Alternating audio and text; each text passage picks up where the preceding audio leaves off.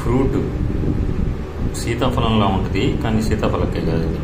ఇది రామాఫలం. ఇదిగోండి, దీని తొక్కెట్లా ఉంటుంది. ఈ ఒక్క ఫ్రూట్ తింటే ఫుల్ కడుపు నిండిపోద్ది. అసలు ఎంత డెలిషియస్ టేస్ట్ అంటే అంత డెలిషియస్ టేస్ట్. మేము యాక్చువల్గా మా ఫామ్ హౌస్లో పండింది. సో ఇది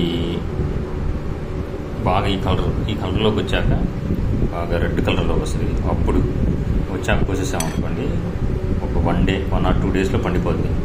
మామూలుగా వదిలేయటం, దీనికి ఏం ప్రత్యేకంగా ఉంచవసరం లేదు. అంటే డబ్బాలో పెడతాం, అటువంటిది ఏం అవసరం లేదు. ఇది సేమ్ ఈ సీతాఫలకాయలాగే ఉంటుంది. దీన్ని రామఫలం అంటారు. ఇంకా లక్ష్మణ ఫలం అయితే ఇంకా మాకు రాలేదు. సో లక్ష్మణ ఫలం వస్తే కనుక మళ్ళీ అప్పుడు మీకు చూపిస్తే ఎట్లా ఉంటుంది.